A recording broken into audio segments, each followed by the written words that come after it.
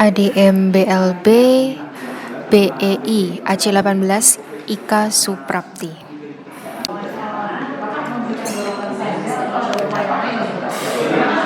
Secara singkat dulu, saat ini Ibu di Dinas Perindustrian Perdagangan. menjadi sekretaris ya, Iya, betul. Sudah berapa lama Ibu?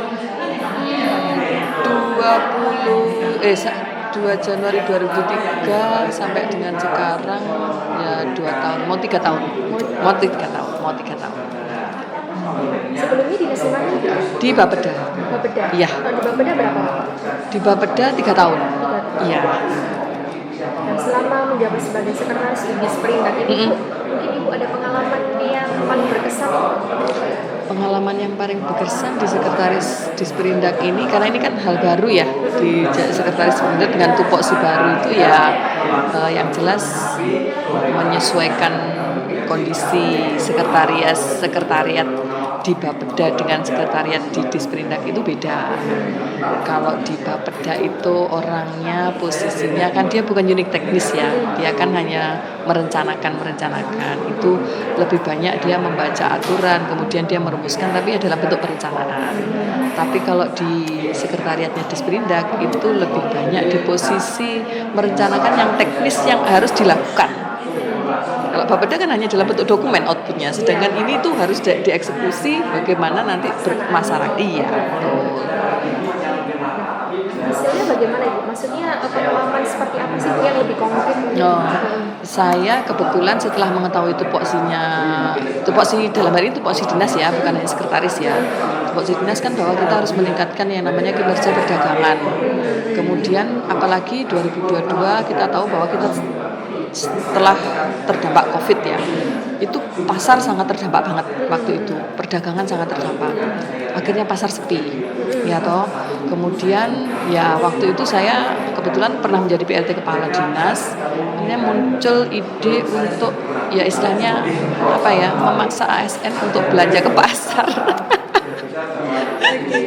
Itu ya saya berpikir gini, ASN kalau disuruh belanja atau disuruh dengan aturan itu pasti walaupun dia ngeruweng, walaupun dia istilahnya ngeruweng lah, istilahnya enggak senang dengan aturan, tapi dia enggak mampu berbuat apa-apa, ya tetap akan saya laksanakan kan seperti itu.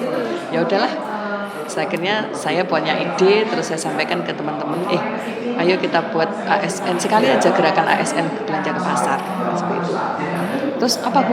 Apa yang harus disiapkan? Nah, tim saya kebetulan saya membentuk tim sekitar, tidak perlu banyak tim karena ya ketika saya analisis kan, ketika saya buat KAK sendiri itu butuhnya hanya surat edaran saja, saya bilang gitu. Tidak perlu uang, tidak perlu ini, tapi ketika nanti ASN itu belanja ke pasar, otomatis akan terjadi namanya perputaran uang di situ. Kalau 100.000 per ASN, saya rasa tidak keberatan lah untuk belanja ke pasar, karena di pasar banyak yang dibutuhkan.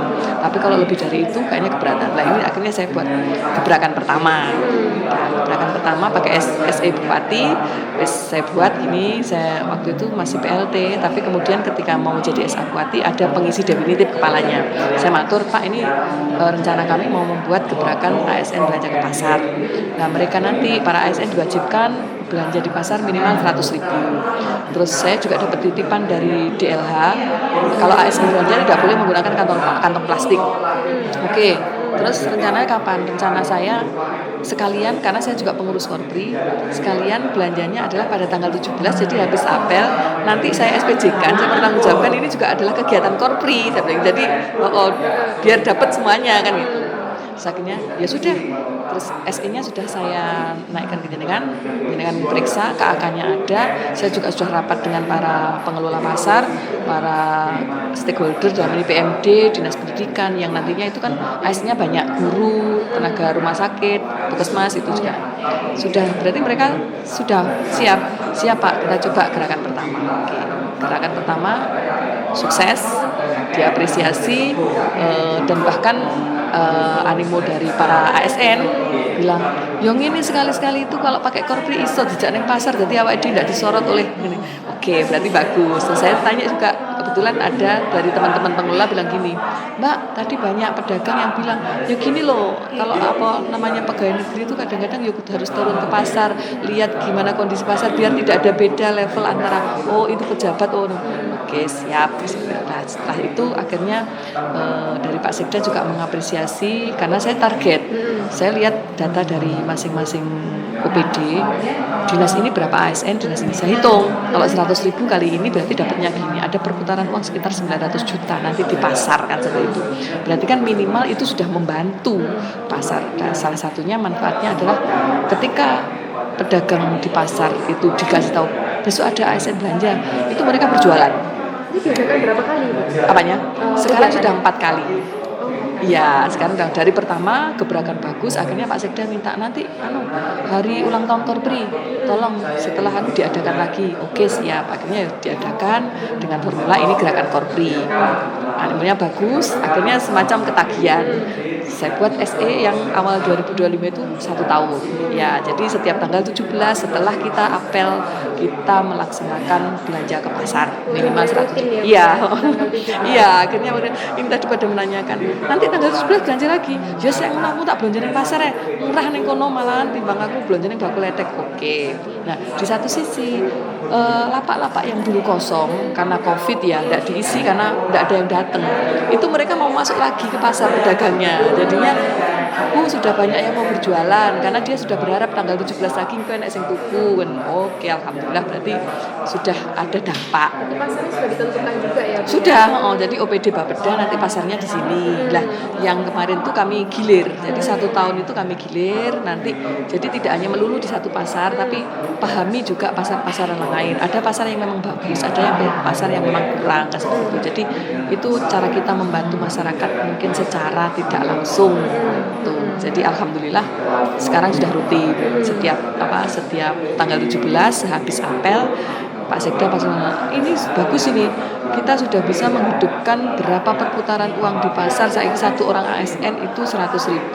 Pasar itu salah satu contoh pasar Kanigoro ada sekitar 420 ASN berarti kali 100.000 ada perputaran uang 400. Belum nanti dari parkirnya retribusi kan mesti bawa sepeda motor parkirnya naik kan seperti itu dari iya.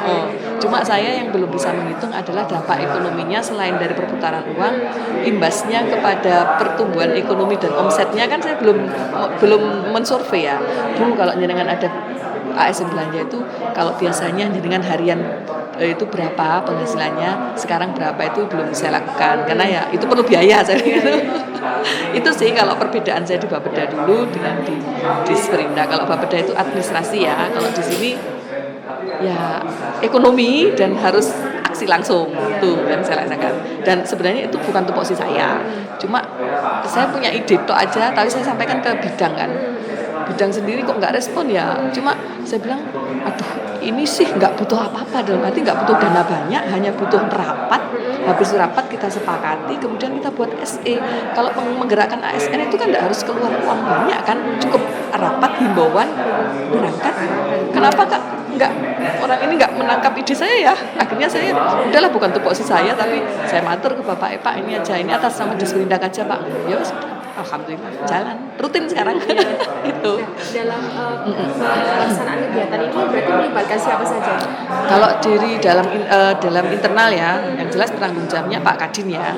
Terus saya itu yang membuat pelaksana kegiatannya. Kemudian ada staf saya yang dia akan kan nanti masing-masing perangkat daerah melaporkan administrasi bahwa ASN kami belanja sebesar ini. Saya minta bukti-buktinya diupload di link ini sampai saya buat itu ada 2 staf saya, staf yang membantu membuat surat-surat, kemudian staf yang membantu untuk merekap laporan-laporan itu, sama yang dari Kabid Pasar itu sebagai koordinator persiapan pasarnya harus bersih, barang dagangannya harus sehat, karena itu salah satu juga untuk mendukung tujuan saya persiapan pasar sehat menuju ke kabupaten sehat. Nah itu kan kemarin kami dapat penilaian pasar sehat kami ada turun nilainya. Nah dengan didatangi ASN otomatis kan kita harus menyiapkan agar sepertilah kita orang tuan rumah ketika mau didatangi tamu kan ditoto, kemudian sampahnya bagaimana, pedagangnya itu dapat, itu dapat juga akhirnya siapno loh yo, ojo sampai kotor aku karena apa? Sampahmu koyo ngono ge ASN sendiri aku dikomentari sama temen itu dapatnya situ. Jadi dari bidang pasar 2 orang, dari staf saya juga 2 orang, saya sendiri, kemudian ya udah itu nggak perlu banyak tim sih kalau saya gitu, yang penting efektif jalan. Karena ada sesuatu yang kita lakukan perlu kita sendiri, ada yang mungkin perlu tim tapi timnya nggak perlu banyak, nggak harus melibatkan tapi jalan. Udah jalan efektif. Udah sampai mereka, Bu nanti laporannya ya kita filter aja ya. Saya melihat kalau guru-guru kok lapor sendiri toh, saya katanya bingung mereka. Oke, silakan Anda berinovasi, filternya gimana, yang penting per OPD saya dapat nih nominalnya nanti ya mereka sendiri. Berarti untuk stakeholder utama dari tupoksi Ibu sendiri sebenarnya siapa? Bidang pasar. Iya, bidang pasar. Iya, bidang sarana perdagangan lah. Karena dia yang pengelola pasar kan. Cuma karena dia posisi kan full di kegiatan untuk memperbaiki revitalisasi pasar. Akhirnya kan dengan staf yang tinggal 2, akhirnya kan dia tidak sempat sampai berpikir ke arah situ. Tapi saya ini kesempatan kan seperti itu. Ya udah, saya ambil, ya enggak masalah. Yang penting ini untuk kantor, saya bilang gitu. Tujuan kita adalah meningkatkan kesejahteraan pedagang dengan meramaikan kembali pasar. Dah, ini atas nama dinas semuanya. Tuh, udah dapat. Tadi menyebutkan yang dari internal ya Bu ya. Kalau misalkan pihak-pihak lain mungkin ada kan? Kalau pihak lain, yang eksternal itu yang biasanya kita libatkan itu adalah dari LH Lingkungan Hidup, Dinas Pendidikan sama Dinas Kesehatan dan Dinas PMD. Ya, karena pasarnya tidak hanya pasar yang ada di kabupaten, dalam hal ini pasar yang dikelola oleh kabupaten, tapi pasar yang dikelola oleh desa. Lah itu ada pengelolanya kan atau kewenangannya ada di Dinas PMD. Otomatis saya harus mengajak ngomong Dinas PMD, yang perlu disiapkan di pasar desa adalah ini. Terus harus proper ketika menghadapi atau didatangi oleh ASN itu, pasarnya harus ini, karena ini adalah pasar yang harus standar. Ya minimal kalau belum standar mendekati standar lah kita pasarnya kan seperti itu. Itu Dinas PMD. Kalau Dinas Pendidikan adalah saya mengkoordinasikan bagaimana menggerakkan guru-guru ini agar ketika mereka belanja ke pasar itu tidak mengganggu jadwal anak-anak mengajar kan seperti itu. Itu saya. Kalau Dinas Kesehatan juga seperti itu, agar tidak mengganggu pelayanan kepada pasien. Jam berapa atau bergilir itu harus saya komunikasikan dengan Dinas Pendidikan. Jadi nggak perlu swasta gitu ya? Enggak, itu malah nanti menghabiskan biaya. Oh, enggak Mbak, sudah kita sendiri aja. Iya, yang penting komunikasi, terus kita punya tujuan sama, dan ternyata setelah hasil itu kok survei teman-teman ASN senang, malah menanyakan, berarti oke, bagus.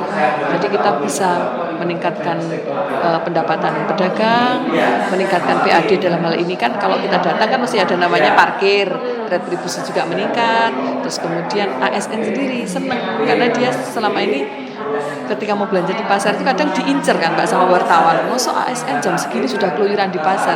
Ini malah setiap tanggal 17 tak sahne Pak sama Ngeo Korpri.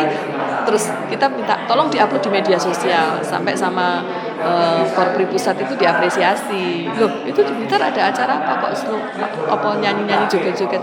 Ya, itu belanja ke pasar. Nah, saya juga mengimbau yang dibeli jangan yang sembako atau apa. Karena itu kan selama ini masih bertahan bagus. Tapi tolong belilah yang baju-baju atau mungkin cikra. Enggak, kalau UMKM kan makanan-makanan ringan kan. Tapi ini juga baju-baju, keripik, kok keripik apa sih Mbak? Cikra, jebor, terus pokoknya yang di luar dari sembako. Kalau sembako itu walaupun ada namanya Covid, dia masih terus bertahan karena orang tetap makan. Tapi yang mati adalah emas, baju, terus barang pecah belah. Nah, itu kemarin himbauan yang pertama itu yang dibeli. Harus beli serandal, sepatu, sikat, ini silakan.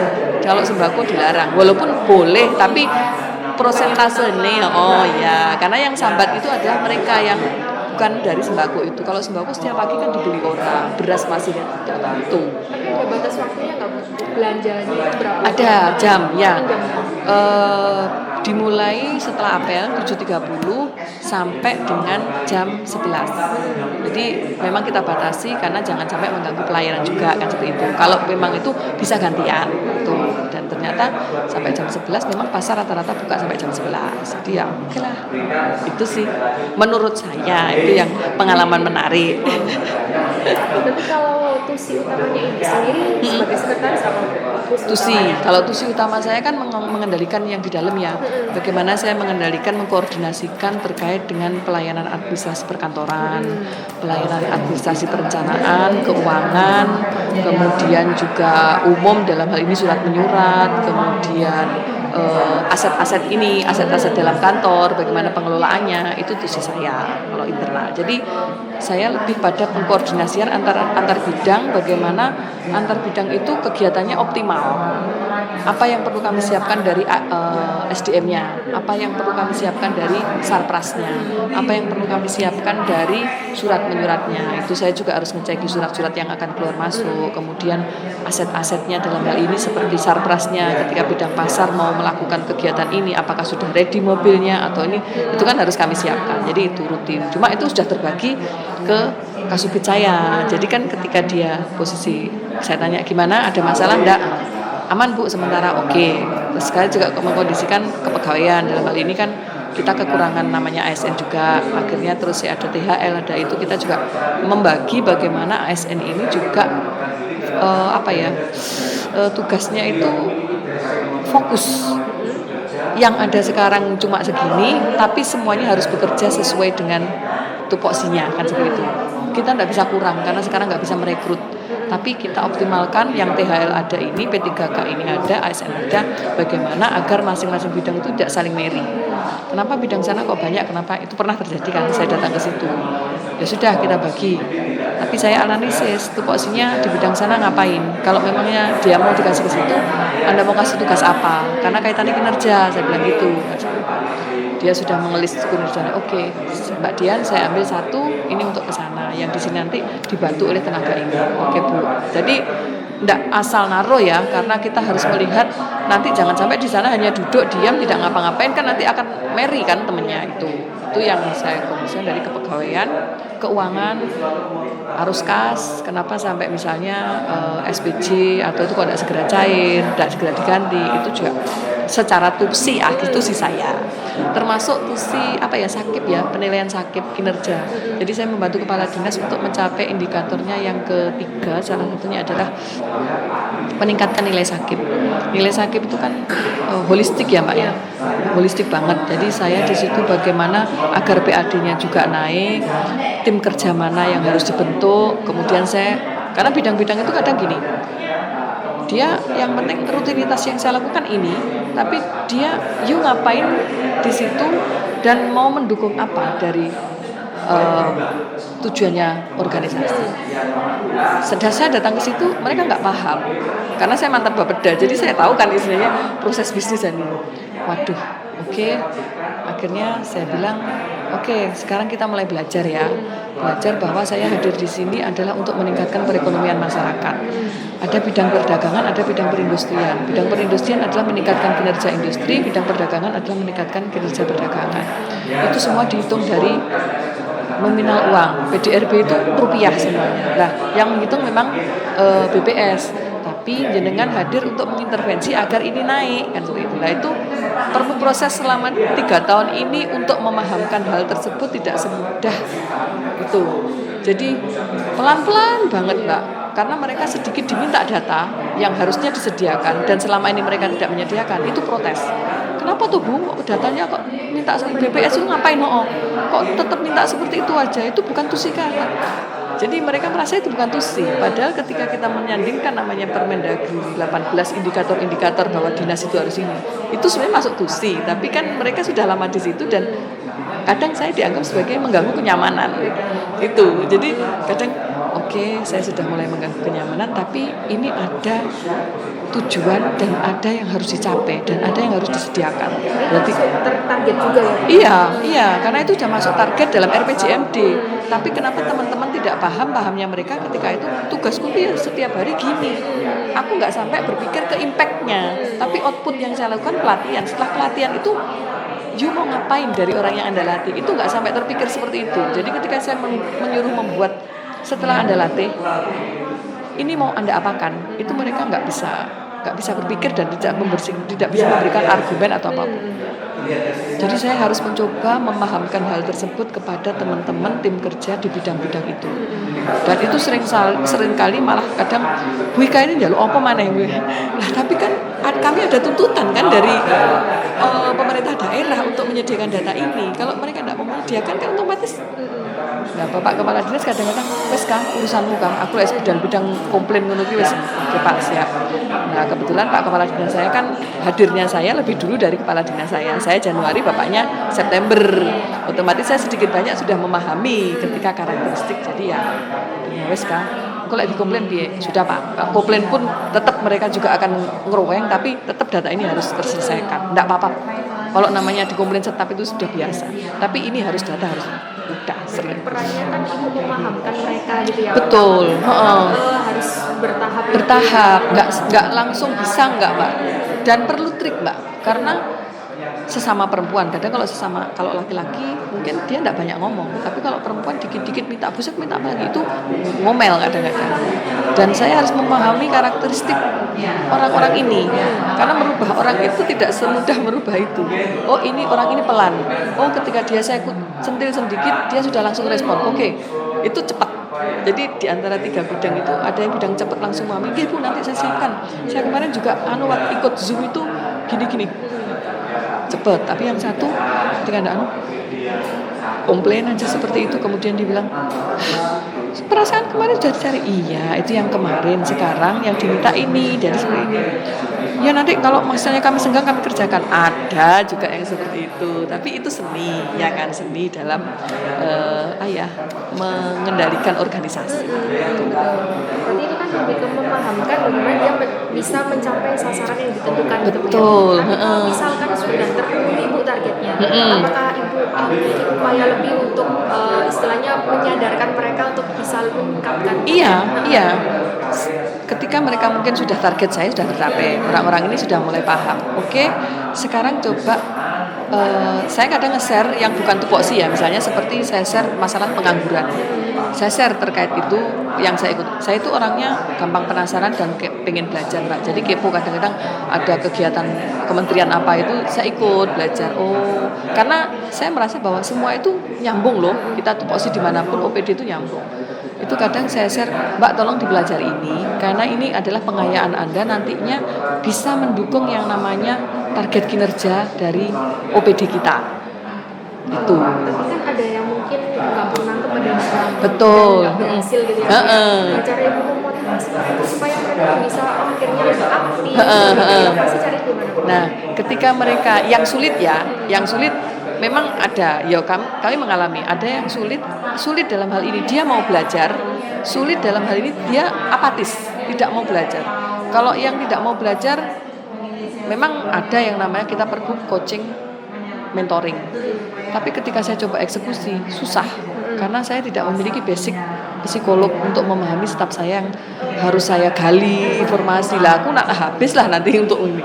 Kalau yang seperti itu kadang saya tinggal dalam posisi Mbak Dian lek sampean iso memahamkan dia, bantu saya. Karena mungkin saya tidak tahu orang yang dipercaya dia siapa, tapi dengan saya dia masih belum ngeklik. Ketika tak ajak ngomong itu hanya diem, tak perintah kok nggak jalan. Itu saya kadang melihat juga basic pendidikannya. Oh dia SMA. Karena saya membedakan dari dapatnya masalah itu, saya bedakan. Kalau basic sekolahnya sarjana, dia mau diajak berpikir. Ketika saya sentil sedikit masalah, dia bisa menganalisis. Oh, karena dia dulu waktu sarjana kan disuruh membuat skripsi ya, otomatis kan dia menganalisis, menghitung. SMA enggak, SMA itu kan hanya disuruh itu aja toh. Akhirnya tak kasih masalah, tak kasih ini enggak jalan. Itu akhirnya oke, effort saya harus kesini dulu, yang ini bisa jalan. Kalau ini habis, ya sudahlah. Yang penting saya kasih saya kerjaan yang memang hanya untuk saya perintah. Mbak tolong ketikkan ini ya. Sudah saya konsep saya. Tapi kadang capek juga. Saya pengennya yang sudah ready. Mbak aku tolong ketikkan intinya seperti ini. Oke Bu saya buatkan. Itu yang sarjana gampang. Tapi yang SMA harus ditulis. Oke. Tapi kan kita tidak mungkin meninggalkan yang ini. Tetap harus menggunakan ini. Ya udah. Yuk. Berarti bentuk tantangan yang ibu berikan kepada mereka ini supaya bisa memenuhi target itu, bentuk nyatanya seperti apa? Bentuk nyatanya untuk memenuhi target, untuk yang misalnya yang susah, itu kadang-kadang mereka saya paksa untuk berpikir, untuk berjalan dan dengan pertanyaan, tolong Anda ke bidang-bidang, selesaikan ini, sampai dengan Anda bisa menyampaikan atau menganalisis, nanti sampaikan laporannya ke saya. Itu untuk yang nggak bisa apa-apa tadi, karena saya kan harus meningkatkan dia juga kan. Kalau yang ini sudah jalan, ya saya untuk mencapai target tinggal saya klik aja. Tapi kalau yang ini kadang saya perintah dengan hal yang membuat dia untuk menggugah pikirannya. Tolong carikan data ini ke bidang, tanyakan alasannya kenapa nggak tercapai. Setelah itu nanti ceritakan ke saya. Karena saya harus menggali juga dia mampu bercerita. Gitu. Apa yang dia tangkap tidak hanya didapat, tapi mau bidang nggak nyapot, menyampaikan gini, katanya gini Bu, katanya gini. Nah itu kan untuk menggali informasi dia. Karena kalau yang SMA itu kadang cuma diem Mbak. Jadi setelah diperintah selesai Bu sampun. Enggak, dari bidang menyampaikan apa kok enggak tercapai? Katanya gini-gini. Oh, terus nah itu perlu trik untuk membuka agar dia mau berbicara. Selanjutnya ya Bu, dalam upaya pemenuhan target ini apakah sudah menggunakan teknologi digital Bu? Membuat sistem kan seperti Ya, seperti pemenuhan target dalam hal ini adalah kalau yang sudah kami buat selama ini adalah pelaporan keuangan. Ya, pelaporan keuangan kan selama ini teman-teman itu di Disperindak ada juga orang lama, orang baru. Keuangan ada sistem SPD ya yang baru itu. Tidak semua paham, paling yang paham keuangan dulu. Nah, kemudian ada sistem pertanggungjawaban yang namanya SPJ itu kayak apa? Lah, ketika ada anak CPNS baru, anak P3K baru, itu kan mereka masih blank ya. Nah, di situ ketika mereka meminimalisir bertanya kepada bendahara atau kepada saya, kami ada sistem semacam digitalisasi lah, chatbot itu, yang di situ mereka tinggal klik, misalnya klik ketika kamu pengen tahu SPJ-nya makan minum itu apa saja yang harus dilengkapi, sudah klik aja chatbot ini, nanti kamu tuh baru kalau kamu bingung silahkan bertanya, karena di situ kami jelaskan itu salah satu bentuk digitalisasinya. Kemudian ketika pelaporan terkait dengan semacam laporan pasar tadi, itu sudah kami minta Mas, tolong itu dipermudah masing-masing OPD biar nanti laporannya tidak dalam bentuk manual, tapi buatkan link lah atau Google Drive yang nanti langsung itu sih yang saya lakukan. Karena kan saya itu juga orang yang agak-agak melek teknologi dikit. Kalau ada hal baru terkait gadget AI itu pengen mencoba. Oke lah, kalau saya mencoba, ketika saya mau menerapkan ke tim saya, otomatis kan saya harus paham dulu. Jangan sampai saya menyuruh ketika ada masalah, saya tidak bisa memberi solusi, kan seperti itu. Jadi ya saya harus mencoba. Anak saya, kalau seperti ini gimana gitu. Oh, nah, ya itu ini mak-mak yang agak katanya anak-anak saya. Kemudian Bu, seperti yang tadi Ibu jelaskan di awal, dalam mencapai sasaran itu pasti ada hambatan-hambatan. Iya, betul. Kalau hambatan yang jelas tadi SDM ya Mbak ya, karena SDM kita belum tentu yang proper semuanya. Itu. Jadi memang perlu untuk meningkatkan kompetensinya dia. Kemudian tidak hanya kompetensi, tapi pendekatan, coaching, kan metode coaching, metode mentoring itu perlu. Tapi itu juga perlu waktu. Ketika kita di target harus selesai, tapi kita habis untuk coaching mentoring, kan akhirnya tidak jalan-jalan, iya kan? Coaching mentoring tidak jalan-jalan, akhirnya kadang ya kita tinggalkan. Tapi kalau ada waktu senggang kita coba menggali lagi. Itu hambatan SDM terkait dengan kualitas, kompetensi itu masih banyak yang perlu kita tingkatkan. Kemudian memotivasi mereka untuk belajar itu juga bukan hal mudah. Saya sudah pernah lulus barang jasa. Bukan untuk apa-apa, tapi adalah untuk ilmu. Belum tentu Anda lulus barang jasa nanti akan dipakai untuk pengadaan, pejabat pengadaan. Enggak, tapi minimal ketika Anda sudah siap itu, Anda tahu ketika menjadi leader atau enggak, Anda itu sudah punya bekal. Minimal kunci sudah ada. Jangan, enggak pun nanti kalau pengadaan barang jasa berkasus, mereka kan ketakutan ada kasus-kasus. Itu tergantung dari integritasmu. Kalau kamu bilang bahwa kamu tidak akan melakukan apapun yang nantinya berimbas pada korupsi, tidak ada niatan korupsi, kalau nggak masalah, itu tinggal dirimu. Kalau barang jasa tinggal dirimu, bukan orang lain. Tapi namanya ilmu, kalau saya bilang itu mahal. Belajar harus ada yang mau.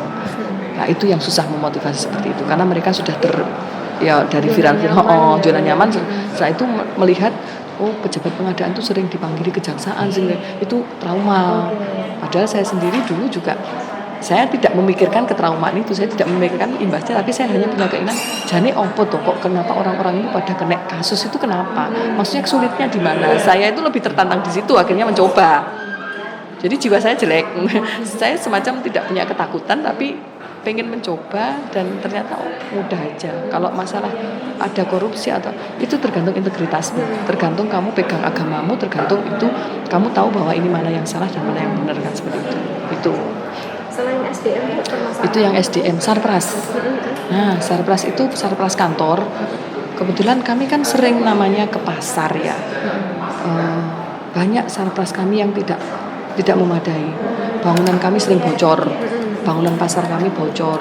Akhirnya kan pedagang komplain.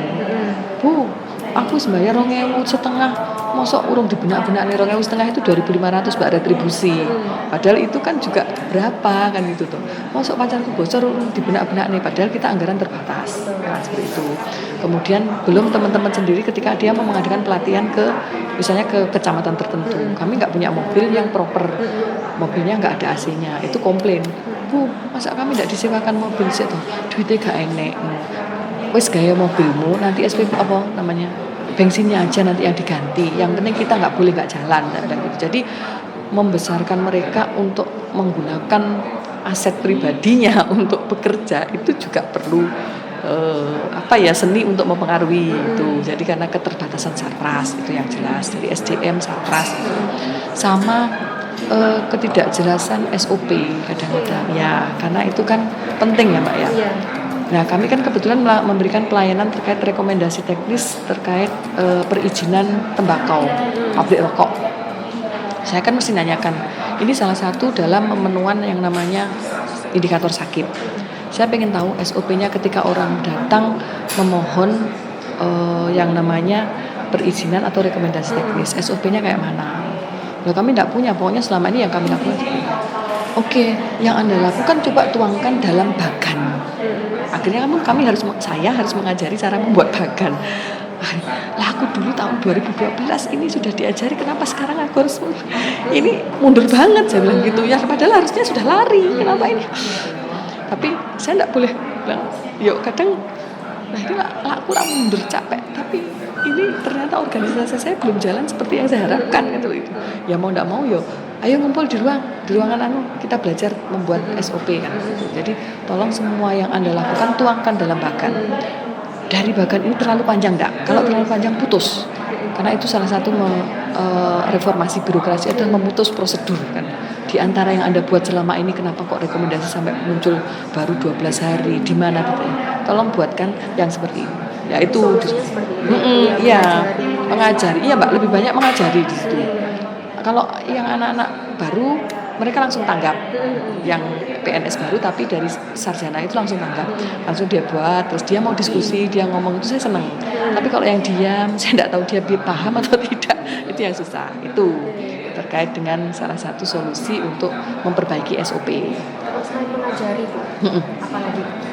Selain mengajari, memotivasi mereka untuk ikut bintek online yang tidak berbayar ya, karena kalau berbayar kan kami juga keterbatasan anggaran. Iya, ada di BKD sini ASN belajar, ya toh. Kemudian ada kadang-kadang dari dinas-dinas itu dia melakukan bintek ini. Boleh nggak itu dilakukan oleh teman-teman? Boleh, silahkan. Kalau memang mau menambah wawasan, silahkan dilakukan. Kalau yang Zoom saya fasilitasi, tapi kalau yang bersifat harus saya kirim, ini ada anggaran tapi hanya untuk indeksnya, dan yang penting kamu tidak kelaparan di sana, kamu bisa nginep ya.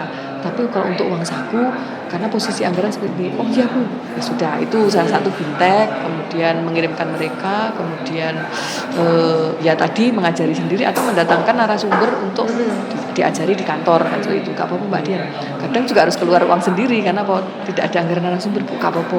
Birose engko tak ngomong kebetulan misalnya kayak kabak perekonomian, Mas Bat, aku nggak duit, tapi konco-koncoku pengen belajar pengadaan barang jasa, pengen belajar sirup, nggak usah tak bayari, nggak apa-apa Bu, yang penting itu paham mereka, biar nanti nggak membebani kita. Oke. Berdampak ya Bu ya kegiatan. Dampak Mbak. Akhirnya mengurangi pertanyaan mereka kepada kami terkait hal-hal yang teknis yang harusnya itu sudah paham dari dulu. Akhirnya mereka, tolong kalau sudah Anda paham, nanti dilanjutkan ke siapa itu. Jangan disimpan sendiri karena belum tentu Anda selamanya di sini. Ya kan? Mungkin Anda nanti dipindah, tapi di situ harus ada orang. Kalau perlu ada SOP karena nanti bisa dibaca siapapun. Anda pindah bisa dibaca. Itu yang saya pahamkan. Itu. Jadi salah satu upaya yang saya lakukan untuk memperbaiki SOP. Cukup efektif ya Bu ya. Kalau saya bilang cukup efektif karena saya melihat perubahannya. Ya. Saya kan harus melihat apakah yang saya lakukan ada berubah atau tidak. Itu cukup efektif. Kalau saya melihat, dari dulu yang nggak mau patuh, terus kemudian patuh, dari dulu yang apel nggak mau laporan, sekarang mau laporan. Tolong toh kalau namanya apel itu laporan, harus tahu temannya itu kemana, izinnya apa, dilaporkan. Kalau sakit kan kita juga dari dulu nggak pernah ada apel, terus ada apel, itu juga saya bilang walaupun kecil, tapi bagi saya itu apresiasi dan membahagiakan saya karena saya dididik, saya disiplin. Dan waktu jadi pegawai saya kan kebetulan STPDN, kamu harus tahu tim kerjamu, siap enggak hari ini diajak kerja, siap enggak diajak lari, itu kan harus mengetahui, ternyata ada yang sakit lah, kalau enggak ada apel kan enggak ada laporan. Tuh, saya bilang itu apresiasi kecil tapi bagi saya besar. Untuk diri saya loh ya. Menyambung terkait perubahan tadi ya Bu ya. Dalam bekerja kan pasti ada perubahan-perubahan yang kita rasakan, misalnya dari sistemnya. Tapi ini saya ingin fokus ke perubahan penerapan digitalisasi sistem. Nah, menurut Ibu ini bisa diceritakan permasalahan krusial yang pernah dihadapi berkaitan dengan transformasi teknologi dan informasi. Yang pernah terjadi perubahan transformasi teknologi itu kan sekarang laporan itu kan by online ya Mbak. Nah, untuk memahamkan para tim kerja kita bahwa kita itu harus sekarang sudah eranya seperti ini. Walaupun kadang-kadang dilakukan siang tidak bisa, kan seperti SIPD, siang itu kan lemot, malam pun itu kan mereka itu kenapa sih Bu harus pakai seperti ini. Nah itu juga perlu trik agar mereka malam pun kalau kita sudah dapat TPP kita juga harus kerja. Kalau memang di malam itu SIPD atau mungkin SINAS, Sistem Industri Nasional itu lancar, yuk Anda lakukan karena Anda sudah mendapat TPP, tambahan penghasilan pegawai. Disitulah kita semacam sudah diikat, harus bertanggung jawab kan seperti itu. Terus yang namanya kalau Anda bingung-bingung, kita sudah sediakan yang namanya chatbot, kita sudah sediakan yang namanya sistem pelaporan ketika Anda bingung. Saya sampai menyediakan malam kalau Anda itu bingung, silahkan WA saya. Kalau memang terkait laporan bahwa Bu kesulitan ini, besok kita tidak bisa ini, nggak apa-apa. Nanti saya komunikasikan dengan yang tim BPKAD misalnya atau tim inspektorat, Mbak ada itu yang saya lakukan. Jadi perubahan digitalisasi itu memang tidak mudah. Terus apalagi dengan tim kerja kita yang mungkin secara usia sudah di atas kita, untuk mempelajari itu nggak semudah itu. Jadi kan apalagi stafnya sedikit, berarti kan saya harus mengajari yang kabitnya, stafnya juga harus saya ajari. Jadi harus mengajari double kan seperti itu. Tapi ya dulu kadang-kadang saya berpikir saya harus berlari, tapi ternyata di sini tidak bisa saya berlari karena ada yang pasukan yang menggandol. Oke, pasukan. Iya, dulu di Bapeda lari, Mbak, karena mereka sudah orangnya muda-muda dan sudah S2 semuanya. Jadi justru saya belajar dari mereka cepat banget. Di sini posisi SMA dan ini pertama dari saya merasa gandol 1 bulan 2 bulan pertama, perubahan ya. Baru yang ketiga, berarti Tuhan memberikan saya kesempatan di sini adalah saya harus bisa mengajari mereka pinter, ilmu-ilmu yang saya punya harus saya terapkan ke mereka seperti itu. Jadi ya gitu, digitalisasi memang tidak mudah, tapi kan harus dieksekusi.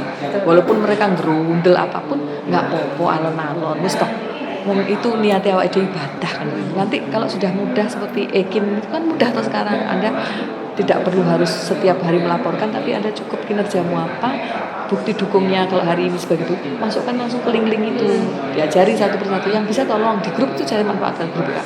Tolong yang bisa link ini langsung ngajari temennya ya. Itu juga sih. Mudah karena terbiasa. Iya, kalau awal kan mesti komplain. Iya, mesti. Ngapain harus pakai seperti itu? Saya juga seperti itu.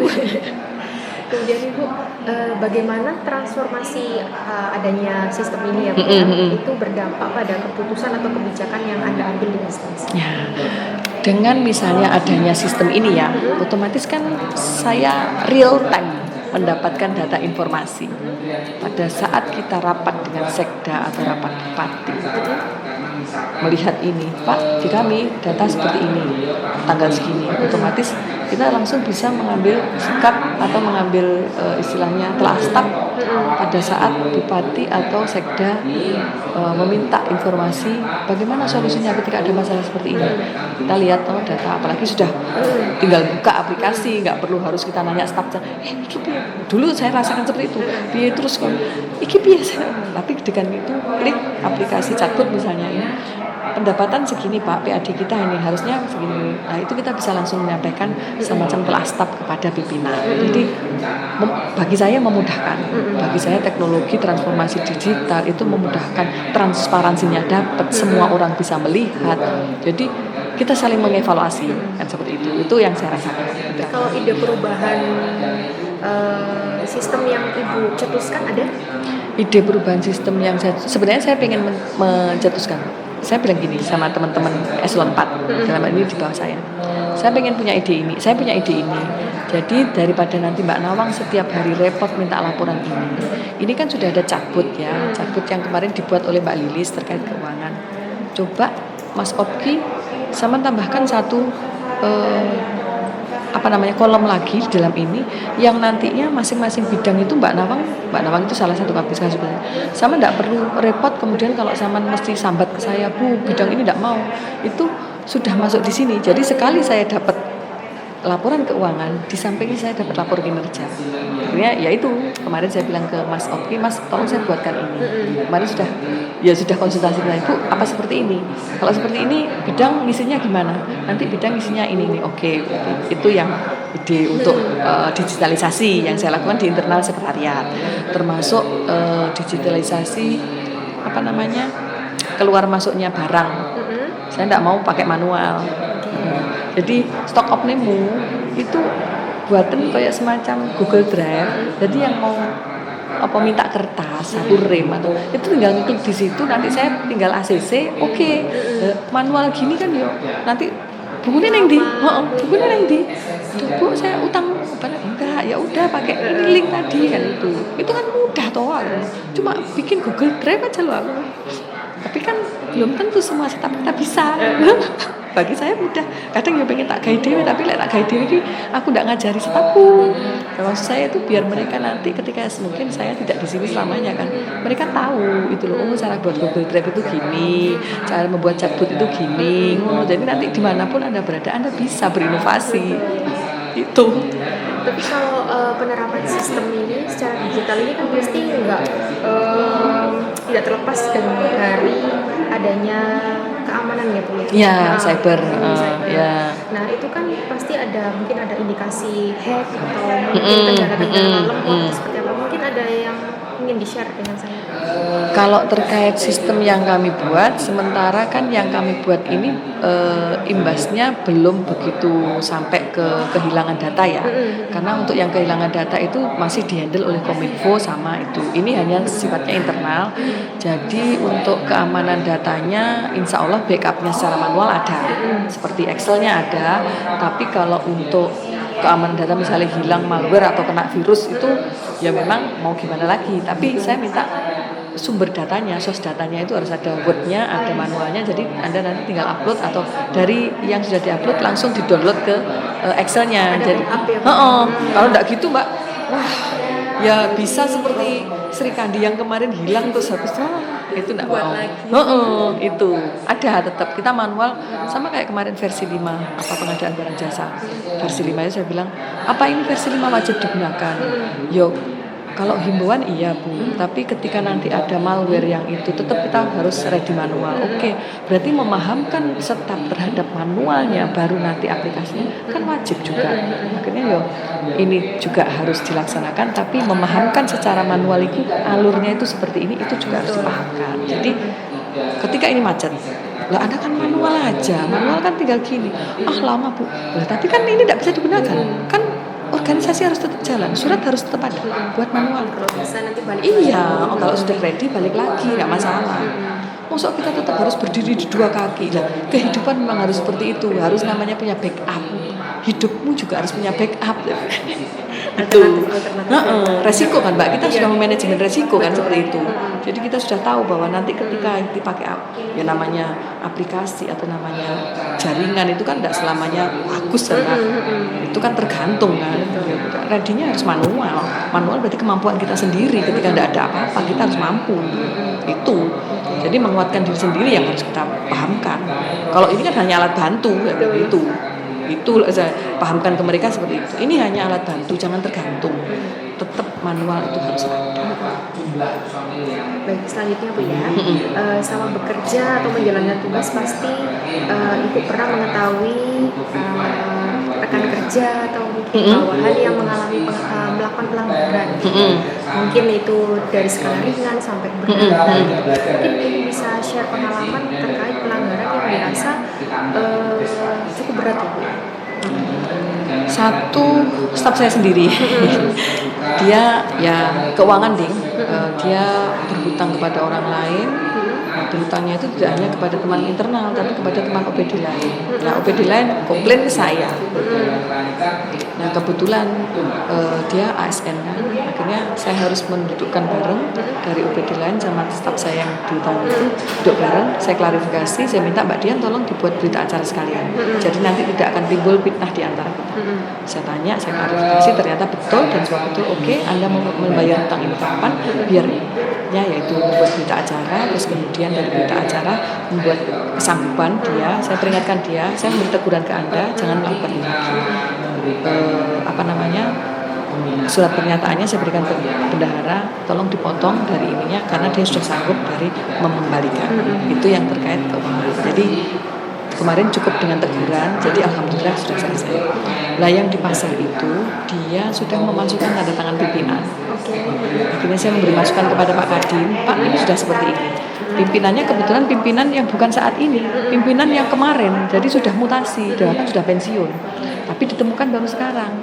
Ternyata orang ini kelakuannya seperti ini dan baru ditemukan sekarang karena saya melakukan pengendalian kan. Saya datang ke situ terus kemudian saya tanya kepada pedagang, "Loh, kula pun bayar di sini loh. Buktinya ini buku dagang saya." Akhirnya kita panggil, kita BAP. Setelah BAP, dia saat BAP menyampaikan bahwa itu bukan saya. Tapi setelah saya konfirmasi kepada yang dia sampaikan, itu mantri yang lama. Oke, kita duduk bareng lagi.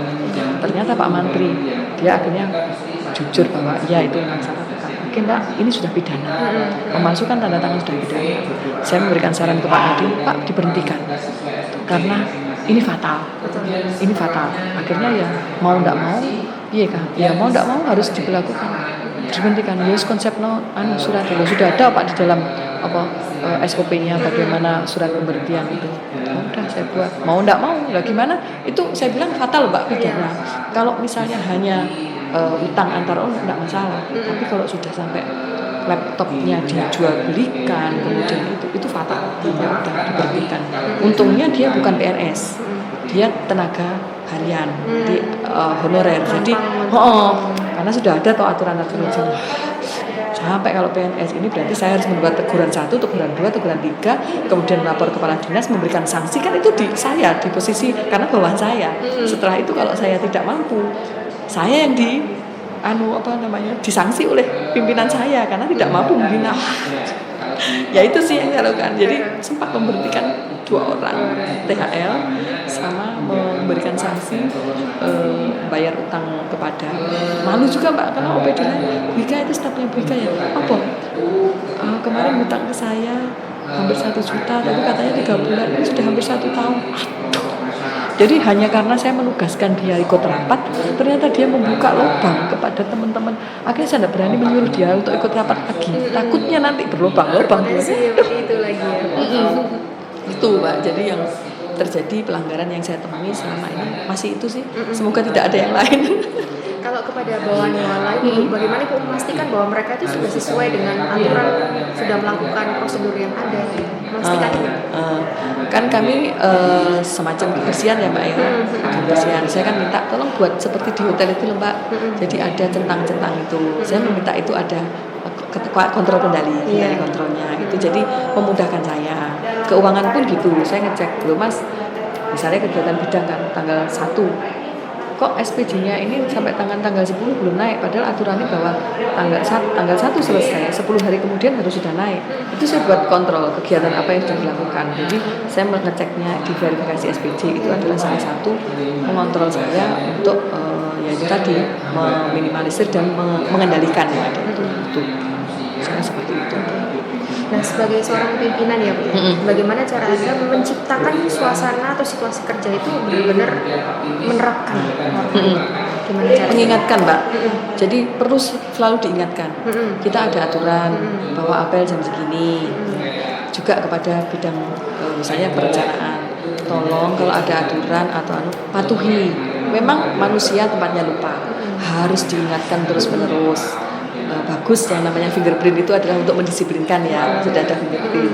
Tapi kalau dulu kan kadang nggak apel, nggak itu terus telat-telat itu kan ya udah. Tapi kalau sudah yo izin lah gitu loh, staf-staf yang baru, soalnya yang lama kok terus itu yang saya lakukan mengingatkan, hanya mengingatkan karena tugasku sekretaris adalah mengingatkan karena ada apel di kalangan saya seluruh PNS ini. Saya diminta Pak Kadin untuk membantu beliau mengingatkan anda jika anda lupa dan termasuk saya juga siap diingatkan. Mungkin pas aku lali apa piye, silahkan kita saling mengingatkan agar organisasi ini berjalan baik, berjalan optimal dan kita saling mendukung tujuan organisasi ini.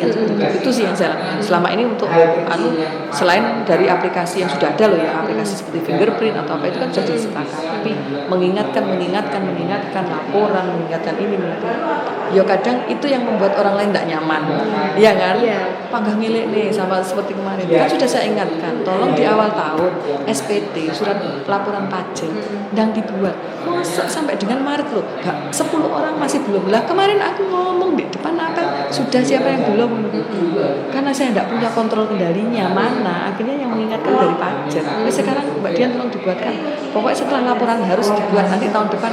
Kan itu rutin, masa hal rutin aja anda ya kadang emosi juga kan, itu hal rutin kenapa sih harus, nah itu ya malu kan masuk rutin setiap hari dari 2007 sampai sekarang.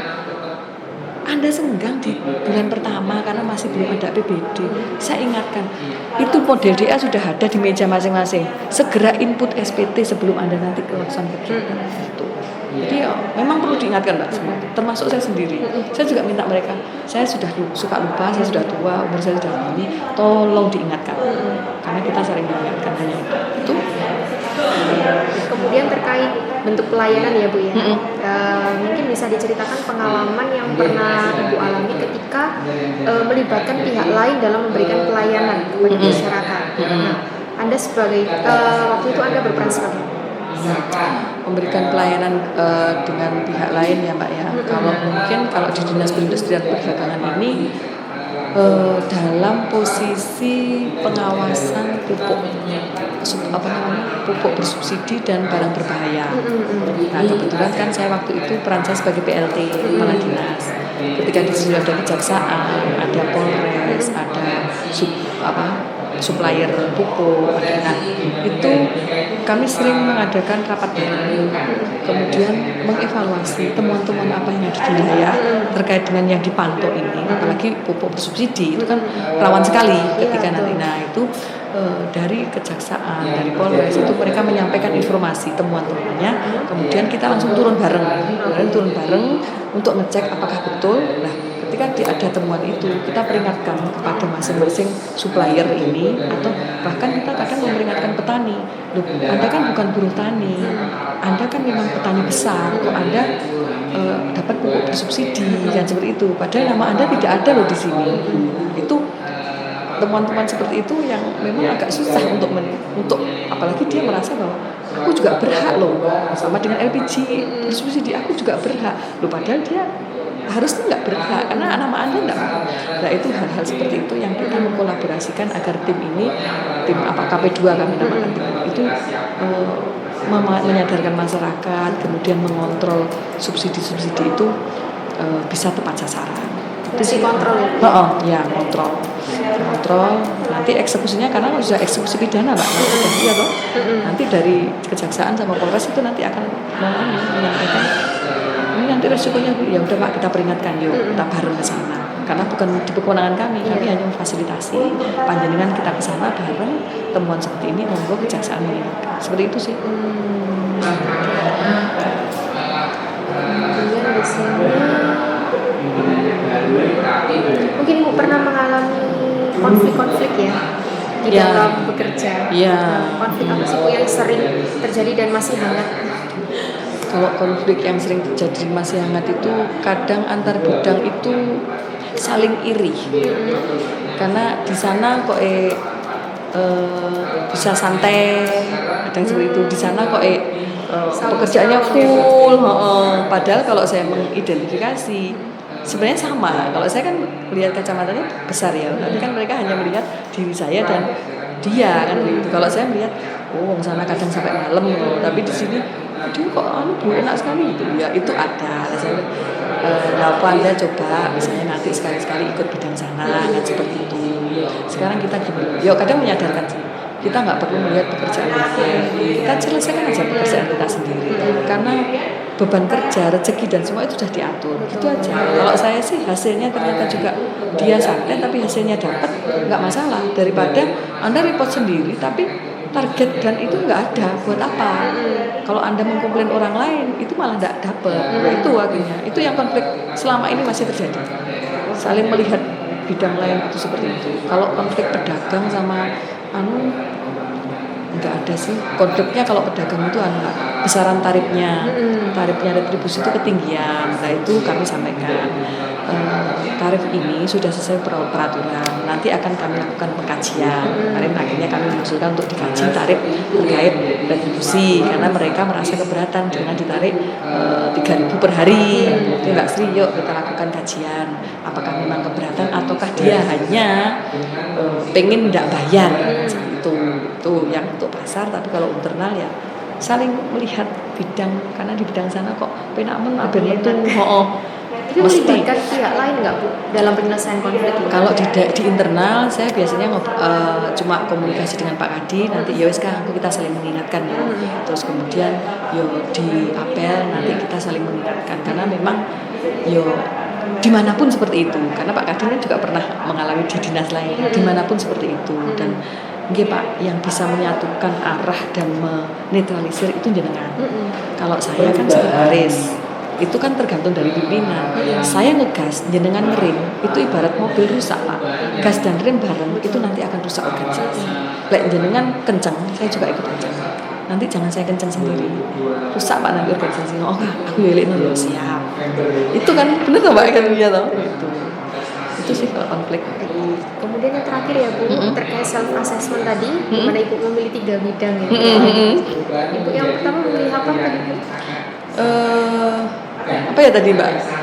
Ada pendidikan, kesehatan, sama satu lagi apa ya? Manajemen SDM. Oh iya, karena saya senang bahwa saya bilang Indonesia itu SDM-nya kalau lihat rata-rata lama sekolah masih 8, berapa loh ya, lulus SD nggak lulus SMP. Pola pikirnya orang Indonesia itu belum bisa diajak tinggi. Itu saya melihat karena saya dulu mempelajari IPM ya, Indeks Pembangunan Manusia. SDM kita harus diperkuat, dan makanya saya setuju kalau Pak Jokowi dulu SDM Indonesia maju, Indonesia emas itu saya sepakat, karena anak SD jangan sampai putus seperti itu, anak SMP jangan sampai putus, minimal harus pendidikan mengajar 9 tahun itu harus capai. Loh kita masih 8, berarti kan lulus SD nggak lulus SMP.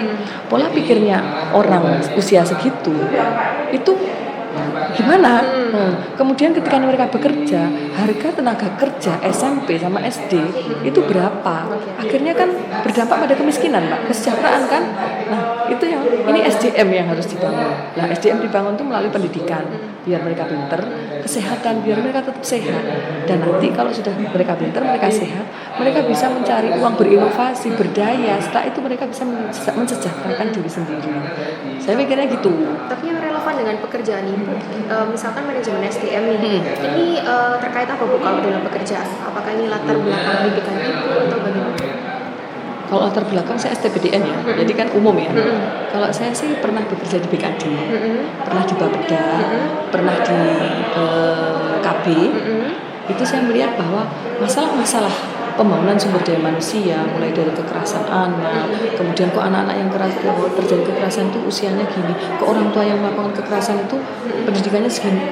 Itu dari situ saya pernah di Sekcam ketika saya juga menangani yang namanya ketika ketemu dengan permasalahan dari kecamatan seperti itu.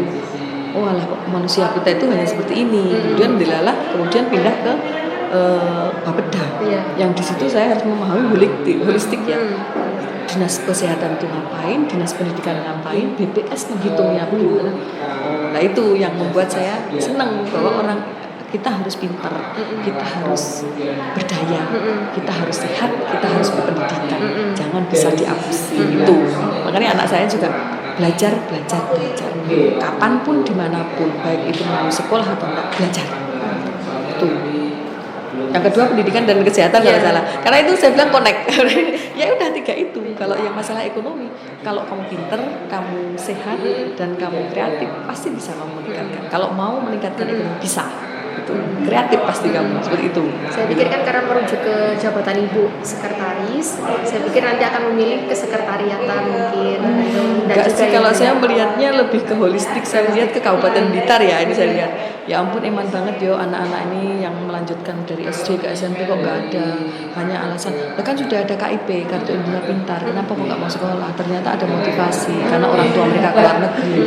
Jangan putus sekolah, saya bilang jangan putus sekolah karena itu menentukan nasibmu, menentukan ya minimal kamu minimalisir biar kamu nggak miskin lah, ya kan? Iman gitu loh mbak, orang Indonesia terkenal kemiskinannya kan enggak kan? Masuk terus masa atau anak SMA nggak bisa perkalian di TikTok seperti itu. Ya ampun, sebegitukah SDM kita? Di mana kita? Saya nggak mau seperti itu anak-anak kita kan. Makanya Pak Prabowo makan bergizi sehat. Oke, itu bagus. Jepang kan juga pernah teman-teman. Berarti tinggal sekarang, ayo pendidikan ini bagaimana anak ini walaupun tidak sekolah di tempat formal, mereka harus juga pinter. Tidak hanya TikTok, tapi TikTok belajar juga boleh. Gitu. Saya gitu sih mbak. Baik, terima kasih Bu. Sama-sama Mbak. Nggih, terima kasih. Pulang atau gimana? Rencana langsung pulang. Besok bareng-bareng juga. iya, satu mobil dengan tinggal berdua. Gitu ya Mbak ya. Terima kasih ya Mbak. Nggih, monggo. Assalamualaikum.